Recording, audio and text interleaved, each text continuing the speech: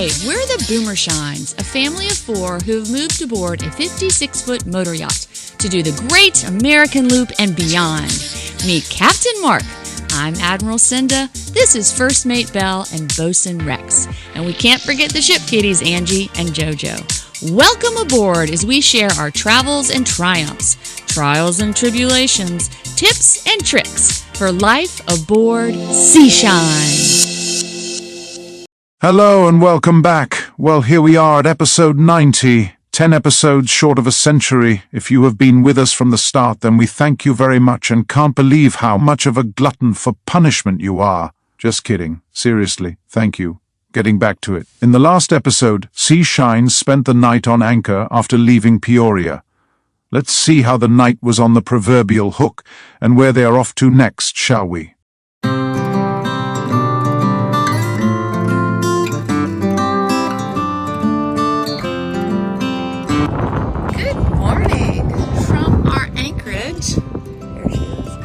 On the Illinois River.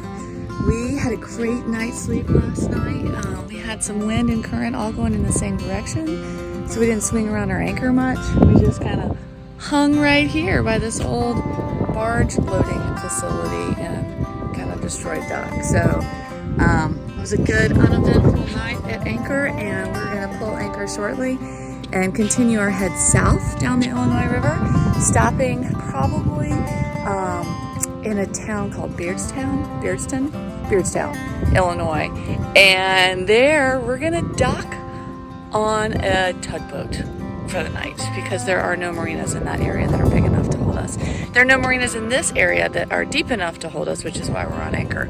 There's a marina just right there, but it only has 2.5 feet of water, which is not enough water for us. But this anchorage by Quiver Island, that's Quiver Island right there, was awesome. Loved it.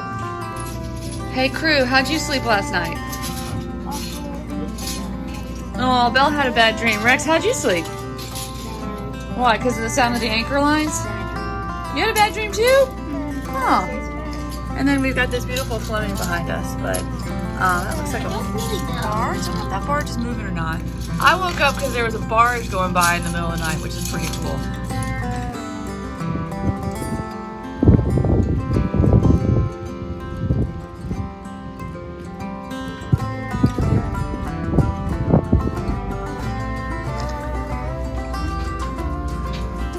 Little anchorage.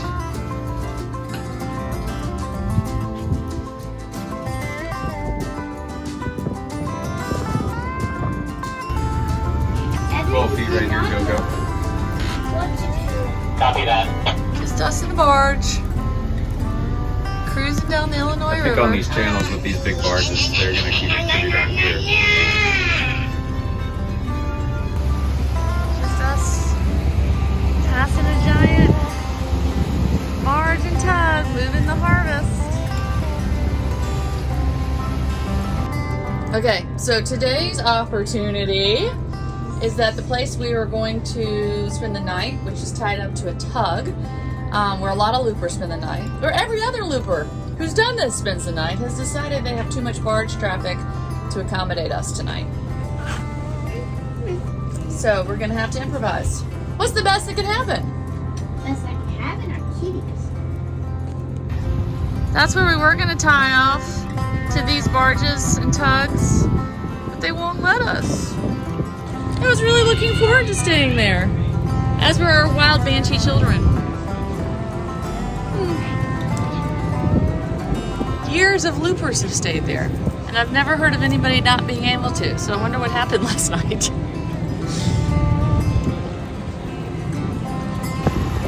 Yeah, well, so much for Beardstown. Okay, we later found out why we weren't able to stop in Beardstown, which was a stop we were very much looking forward to because you got to dock along on a barge, and we all thought that'd be really cool, especially the kids. Yes. Unfortunately, the loopers that were there the night before behaved poorly and ruined it for the rest of us. There was some, foul words that were traded between the looper and the barge owner. And the barge owner was a lawyer pushing the barge owner around. And we've said this before, and we're gonna remind everyone again. As loopers, we're guests staying in other people's homes, backyards, marinas, however you wanna call it, on their barges. And if you behave poorly, you ruin it for all the following loopers. And we want people to love loopers because we're a parade of people coming through their town, and we want them to look forward to the parade of loopers and help us and not shut us down. So every place you stop on the loop, you're a guest. You are their guest. Remember that. So it was very sad. We had some very sad kids because the loopers before thought they owned the place. Were arrogant, and not good. So they shut the barge down for the rest of our looping season, but I have heard they have since opened it up again. So anyway, a lot of people suffered that year because of that one boat. Don't be that boat. Okay, so since we couldn't stay on the tug, we are anchored below the lock. The last lock on the Illinois River is right there. It's at mile marker 80. Look at that barge that's going to be coming through.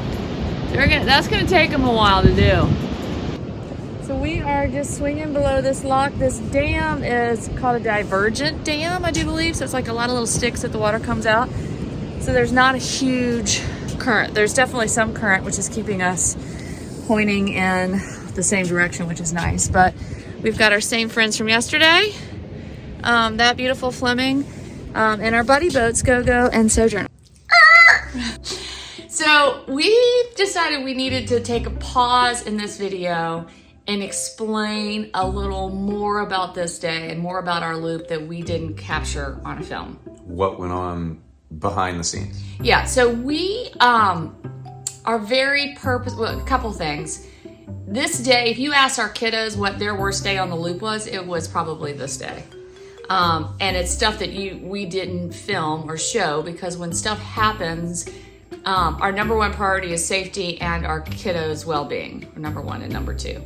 And so we're not thinking of getting the camera out when we're having a difficult parenting, kid, family moment. We're thinking about how do we help our babies?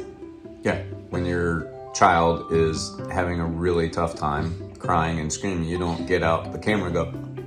So, and we're also, just so you know, we are super respectful of our children's privacy. And a lot of times there's hilarious footage that their grown-up self will find great humor in, but their current self is like, we're not sharing that. And we don't share it. So they get the ultimate right of approval on what is shared with the public. And this particular day, which we're watching now, both kids had full school meltdowns. And we all struggled. And I sent a text. Hold on. Teacher had a meltdown too. Yeah, we all struggled. Well, prior to this, where we stopped, we all were having a meltdown. I was trying to captain the boat. We at one point said, I think I said it. I said, all right, when we get to the next stop, we're selling the boat. And everybody was in agreement. We're like, oh yeah, we're out. We're done. We quit. I think we quit the loop again for like the third time. But it was, we're like, do we think we can sell the I forget where our next stop was. They were like, I think we could just leave the boat there and sell the boat and go home. This should be titled Quitting the Loop. Part two. Part 2. So we had a real stressful moment, and it was all really centered around school. School, if you ask our kids again, the hardest part of the loop was school. And I'd say for us, the hardest part of the loop was schooling. Yeah. And we're going to do a whole separate video on homeschool, boat school, world school. But this particular day was a rough day. We were approaching a lock. Kids were upset. I was upset. Mark was upset. We're waiting to go in the lock, and what did Go-Go come on the radio? Well, I just stopped the boat, and I was, because everybody was melting down, and as the captain, I decided we are safer stopping and taking a moment, and before we pull into a lock when there's, so many things that can go on, because... And we need our kids engaged. Yeah, Rex is on the stern, Belle's on the bow, they were not focused, and somebody would have gotten hurt. So I stopped the boat, and... shut things down. Dad went in dad mode. Go-Go was behind us, and Captain Kelly goes, Seashine? You gonna move, or what should I do? No fenders out, right? We on were the ready VHS, I go, Seashine's having a teachable moment currently, and you are welcome to go around us. So he goes around us, and they they have kids, so they were both like, they passed us like, they knew exactly what was going on. And I think he goes, you may want to put some fenders out. He's like, get your stuff together. Anyway, so we then went and anchored behind that lock. And you'll see, we'll show the water flowing from that lock. Wait, you're going to the other point. No, I'm just making a little, just take Foreshadowing? Foreshadowing. Take note of that. Because we don't talk about it There's in the water video. coming out of the spillway towards Seashine, which makes it just sit. All three boats are sitting perfectly. They can turn dams on and off. Spoiler alert. Anyway, but let's get back. Yeah, let's get back to. So we're on anchor. We're on anchor. We're all just done. We're exhausted. Cinda alludes to it in the video. Yeah. Here. Well, I text Sojourn. The other are I text both Sojourn and GoGo, our buddy boats. I'm gonna read you the text because we had dropped anchor. Mm-hmm. We were like, we're all fuming at each other, and we had originally planned to do something, but I was like, no. Mama is like putting on her PJs and getting in bed at 6:30 at night. We told everyone we're not doing anything. We're just gonna sit here and mope, basically. And well, here's my text. Well, I think I told him on the radio. I said, FYI, we had a rough day at school today. The students were uncooperative, and the teacher lost her quit. Then the substitute teacher lost his. But he didn't crash the boat, so we have that going for us. The students have fully recovered, but the teacher is still a mess. So I was like, I'm out. And that's when our buddy boat, Sojourn, put their dinghy in the water, which is no small feat. It's a big effort. And he's like, we're coming to get you. We're bringing you off that boat. No, you're not. We don't want to do anything. We're just going to sit here. We were so like, sour. Anyway, Sojourn's like, we know, we're going to help you. And so they put their dinghy in. They picked us up. They took us to GoGo. I don't know if GoGo knew, but he had just installed these fancy lights, and they made a party. And I don't know if GoGo and Sojourn got together thinking about it and said, hey, we need to help Seashine, or if it just happened spontaneously. But we had one of the most fun nights. It was the worst day and the best day, and then the next day was the most hilarious day. Yeah. Anyway, I'm tearing up thinking about it, but we thought it's important to tell you that we don't always show the hard, but there's a lot of hard. It is not all rainbows and unicorns. There are tantrums and meltdowns, and that's what makes you stronger and tougher and more resilient, but we don't always show that, and it's a big part of the loop. So we thought it important to tell the story. Either because we choose not to show it, or we just didn't show it because you don't grab your camera when you're in danger, or like we said, you embarrass your child or whoever's having a hard time. Or the teacher who lost her and went and stood on the bow like this. So I'm like, I'm done. We're selling the boat. I'm out. Anyway. Yeah. That's the realness that you don't always see. Most of it is really fun and hilarious, but yeah, there are other moments too. So they do exist, and they're just not recorded, and this is our telling you the story. All right, so there's our take.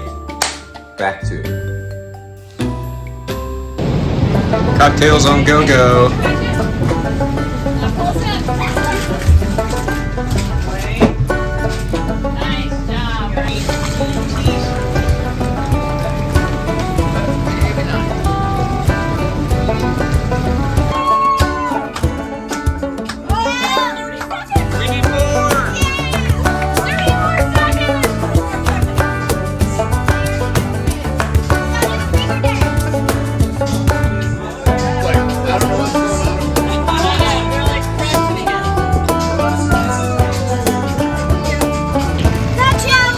Water taxi. Yes.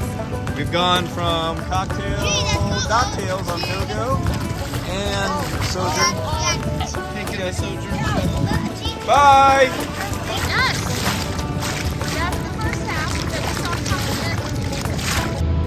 Okay, fun fact on the Illinois River, this lock right here, I don't know if you can see, is locking through this barge. There is the tugboat right there. He is pushing, I think 4 or 5. Oh, never mind the anchor alarm. 4 or 5 barges. He can only get 2 long through at a time, I do believe. Or maybe, actually, it looks like 3. Anyway, so this chunk of barges is through the lock, and now he is in the lock. He's flashing his lights at us. You see that? So he's down now. and they're going to be reattaching all of these barges to the tug and barging them through. This whole process can take 3 or 4 hours.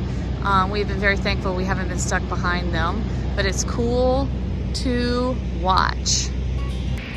Hi everybody, this is super cool. We were a little bit doubtful of this anchorage for this evening. Come on up, Cinda. She's scurrying up. There are actually footsteps on the windshield there. So we are on anchor, and there you go, right there. The moon is rising. Look, right, that's the anchor light, one of two. And then the third anchor light is actually the moon. But what's crazy, if you can hear that noise, that's the spillway on the right side of the lock. But currently, if you can see that red light, that is one of the tug tow barges that is pushing a barge, and it goes from there all the way to there. So to get through a lock that big, they can't do it all at once. They have to cut it in half, lock this first section through. I'm guessing this is probably grain or corn, and lock that part through, tie it up, lock the other part through, and then connect them all. A good crew, that will take about 4 hours. A green crew, a new crew, it can take up to 6 hours. But that's what we are next to on anchor. We were just on our buddy boat Go-Go's for cocktails, all while that was going on. So this is pretty cool. This is another boat, beautiful Fleming.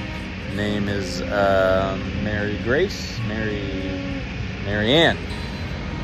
Anyway, Gail Ann, because it sounds like galleon. Gail Ann. But we were on the Illinois River. Tonight. Oh yeah, we're gonna be freezing in the morning, 32 degrees. This is the last section of the Illinois River before the Mississippi. There you go. Deep thoughts by Cinda. If you want to do the loop with children, you must absolutely find buddy boats. Buddy boats who encourage and support and lead the way when you're having homeschool meltdowns, and who can distract you and get you off the boat and be there for you. We're a fantastic family, but any family, this is a lot of time together on one boat. It's a lot of time together in homeschool. Gotta have the distraction. We had a rough day. We went to another boat just to hang out, and that day is gone. And that other boat looked out for us. Our buddy boats looked out for us today. They had our back. They led the way. When we didn't have our fenders out for the lock because kids were melting down, they jumped ahead of us and reminded us that we need to put our fenders out. Okay, the tug is fired up. I hear him. Last night. Oh, he's moving. There's a whole. Oh, it's all moving. Okay, they've gotten everything reunited, and it feels so good. And now he's going through. It's pretty amazing. Woohoo! Now you get a perspective. There is the tug that we passed at 2 o'clock. He's just now made it through this. It is now There's 3 barges. 7:22. There's 6 barges. There's 9 barges, and there's 12 barges. Lighting up the And he's illuminating the shore from his spotlight. So he has to line up a quarter mile ahead to get under a bridge. What's the other thing you got to keep into consideration? So today we had to coordinate 3 boats to pass this guy, and a mile behind him, look at all the prop wash behind him, it was very hard for me to steer the boat. Obviously it was worse when we got closer.